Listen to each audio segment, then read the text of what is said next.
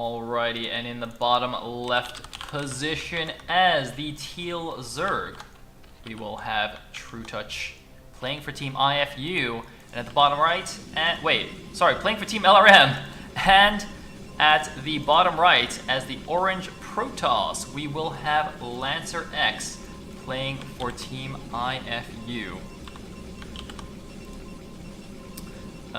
Sorry, I actually confused myself there for a second because Trutacz actually has left. Well, he's playing for LRM here, right?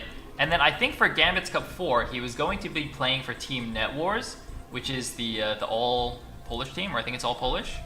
But then he actually left NetWars and joined iFU because of a little bit of drama that happened with Bonnet in the Italian Esports Open qualifiers. So yeah, a little bit confusion here for Trutacz, but he is representing LRM here in the finals. And I should probably give him a point, considering his teammate Bakryu did in fact get a point here.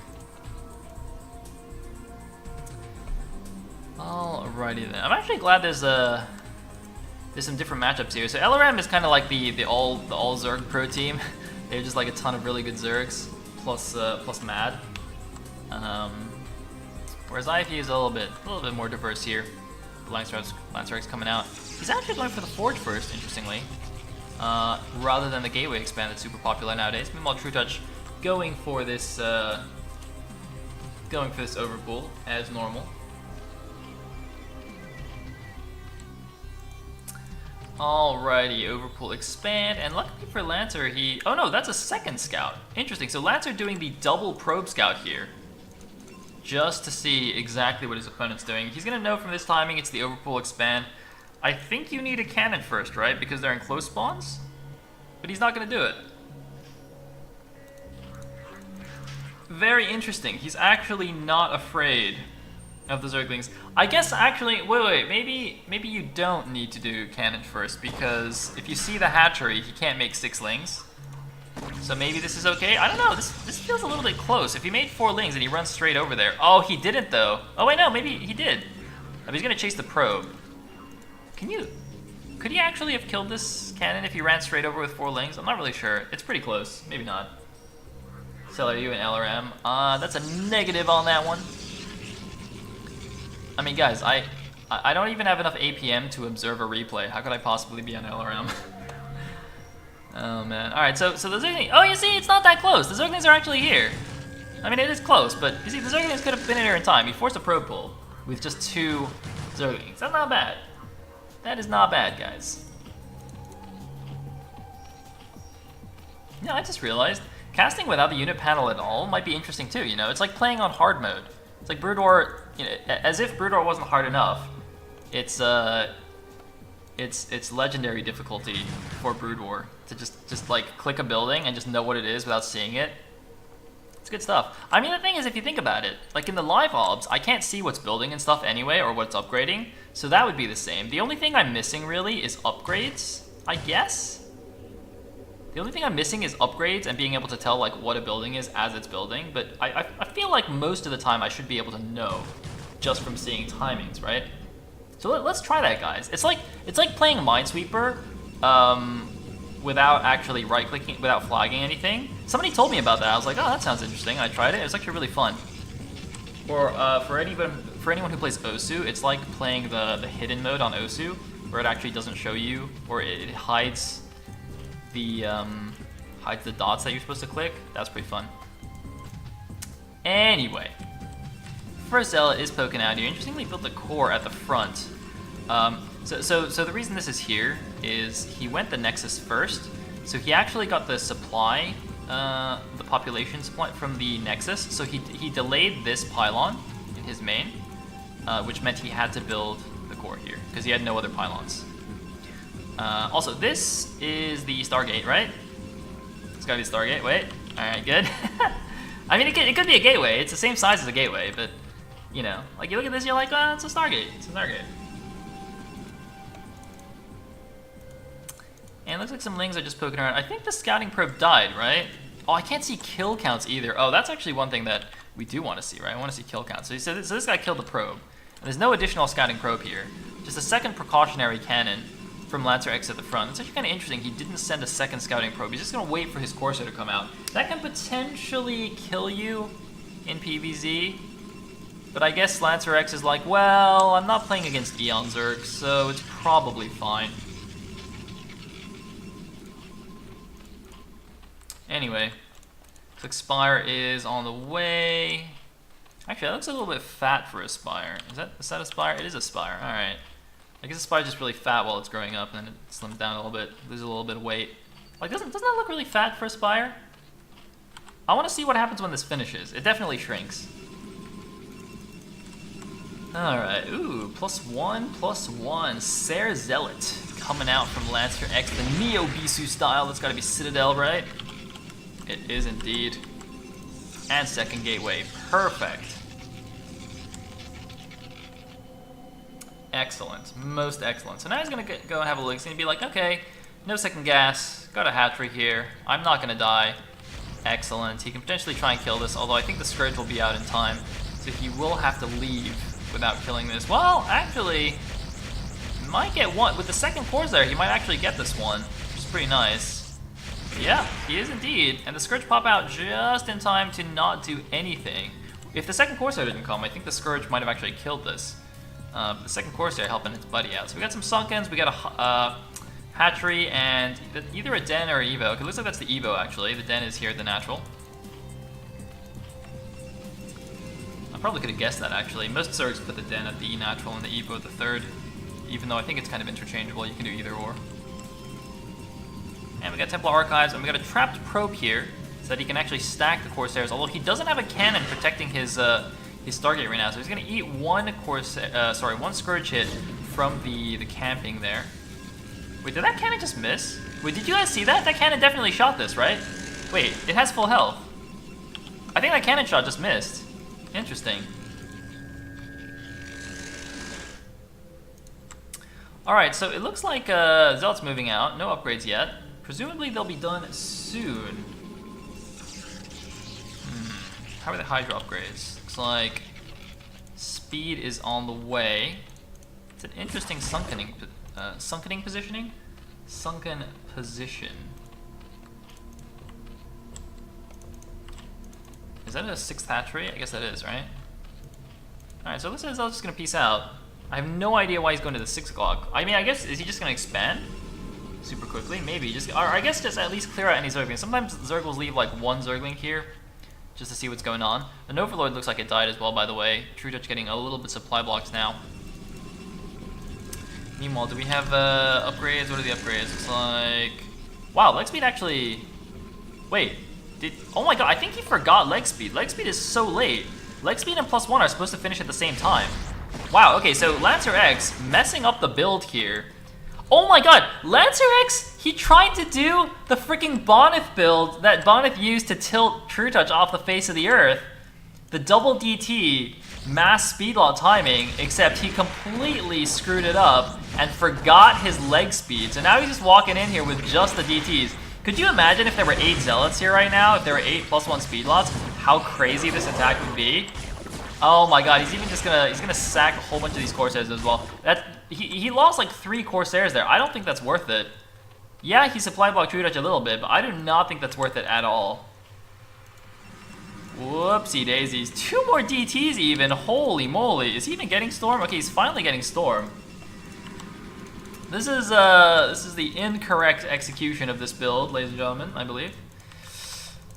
But, I mean, he's okay. You know, he's not losing right now. But the problem is, his Storm is gonna be really late, and now he's gonna be facing a lot of Hydras in his front.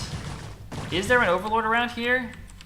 The Hydras need to escort an Overlord to the front. Actually, wait, no, they don't, because they killed all but 2 Corsairs. So he can actually just bring Overlords here, and I think Lancer's just gonna die. Oh my god, Lancer. Oh, wait, what? Why does that say developing? Wait, did you guys see that? It looked like it was building. Okay, Storm is almost finished. The DTs and the Zealots are doing a lot of damage. Actually, the DTs from the back. Man, Trutacz did not realize there were DTs smacking him from the back, taking so much damage on these Hydras. And it seems that actually, lancerx will survive until Storm is finished, at least. Alrighty then. So, DT saved the day. How many kills they got? Is that 3 kills each? That is indeed 3 kills each. But now they are going to be falling here in the middle of the map. Can he get the last one? He does indeed. Nice little scoot and shoot micro. Random Overlord there. Looks like at 12 o'clock. What else we got here? Evo. Double Evo. Very interesting. Is that for range and carapace? Or is he actually planning to get melee carapace for his hive level upgrades? Presumably it is going to actually be for the lair level, so he's going to actually get range and carapace. But here we go, the Lurker's not quite done. The big 2 storms can actually kill all of these. Oh man, he needs to cancel. Oh, they finished! Oh wait! Oh my god, wow, the timing from lancerx. The timing from lancerx to move out. If he had actually surrounded those with his Zealots, he could have popped them all with the 2 storms. But 4 Lurkers do survive. It is an entirely Zealot force. Dragoons are finally coming out here. Dragoon range is on the way. He has the Robo. He's going for the counterattack. There are no Lurkers at Trutach's base here, but with the wall, oh, look at the Lurker egg block. He's doing the Lurker egg block so the Zealots cannot get in. The Storm does do some damage, but now lancerx has to break out of these Lurkers at the front. The Observatory is warping in. And are these... Okay, these upgrades aren't starting yet. Looks like you just have to make a whole bunch of units. Nice little block there. Wait, do you see this? This is definitely a bug. Do you see this bug? What is upgrading? What upgrade is this? Blizzard, please. Like, if I click back to that now, I bet it'll actually tell me what the upgrade is while these Zealots kill themselves. You see? Wait. Oh my god, we did it. Okay, if I don't have this open, if I open it, it doesn't show what the upgrade is. I have to click away and then click back, and now it shows me what the upgrade is. We did it, guys. Bug catcher Sayle to the rescue. Interestingly, that's actually my job in real life, so I guess it makes sense. Story checks out. Oh wait, he's got a 3rd Evo. Oh, he's going triple ups. I see. I completely forgot about that. Anyway, Trutacz at the top left with the main base as his 4th. And, oh, we got some shuttle action. 1, 2, 3, 4, 5, 6, 7, 8. Slightly haphazard building placement here in the main, but that's okay. Yes, indeed, Kicks, I am. Oh! Dragoon, run! No, Dragoon, not like this. Alright. Triple upgrades is interesting. I mean, it's obviously if you can afford it, it's quite good. It's very expensive though, right? To go for all 3 sets of upgrades. Like maybe the first level is okay, but they get, what, like 50% more expensive at each level? Which is why you more often see either the range upgrade focus for if you're going more Hydra Lurk, or the melee and carapace focus if you are going for a faster hive, for example, after doing a turtle 4-base, fast 4th base opening. Oh wow, this ET actually sneaking in here. Only 1 drone kill. Unfortunate. Wait, what's happening? Oh my god, the Ob snipes! Oh, they get some! How many units are actually here though? There's only 1 Lurker left. Even though the Obs is sniped, he can just kill this with storms. This is not that scary. There's only 1 Lurker, so lancerx is actually going to bust out. The supplies are quite close right now. Very, very close. It's like 2-0 against 1-0 at the moment. Close supply usually means Zerg has the advantage though. And we can see just from the positioning, like Zerg has his 4th base now. lancerx is getting denied his 3rd. He has broken out of the contain, but he's not in the best shape, and you can see he's getting quite low on minerals in his main and natural, so he's really gonna have to do something. I mean, he's got the 8k bump going. He can definitely. This is gonna be a super scary attack for Trutacz to deal with. It looks like his carapace has now finished as well, but he doesn't have the melee attack. This should actually be finishing soon. I thought he started all three of them at the same time. Oh my god, big storm though from lancerx. 2 lurkers falling, a bunch of lings falling. Can he actually break through here? It's actually quite important for him to do some serious damage with this attack since he could not get his 3rd base. I don't know if he has enough storms for this, so he's only got 1 more storm and he might lose it. Actually, maybe not. No, he doesn't have an energy on that Templar, only 62 energy, and that's going to be the end of that. Where is he getting a 3rd base? Looks like he's going to try and get one at the 3 o'clock instead, and just maybe keep the pressure on. But Trutacz just adding on the macro hatcheries at the top left. He's finally got his Queen's Nest. He's getting his hive. Oh, the hive is done actually. The hive is finished. Where's the spawning pool? Oh, looks like, doesn't look like he's getting crack upgrade yet.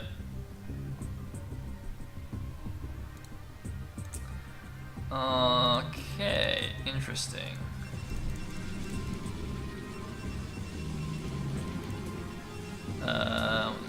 Ninth gateway.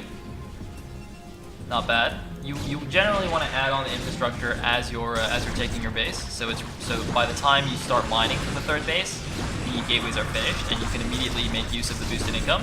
Oh, nice storm on the leading stuff. The observer actually gets sniped though, so he has to back off. There are still a decent number of lurkers. Meanwhile, a couple of oh no, it looks like actually 5 lings coming in here to deny this expo. The cannon falls immediately. You can see he actually doesn't have adrenal glands yet, so they're not going to be able to just one-shot the gateway.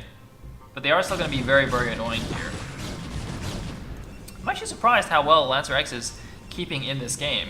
I thought he was more behind than this, but defilers are on the way. This is a really late 3rd from Lancer. It's really not good.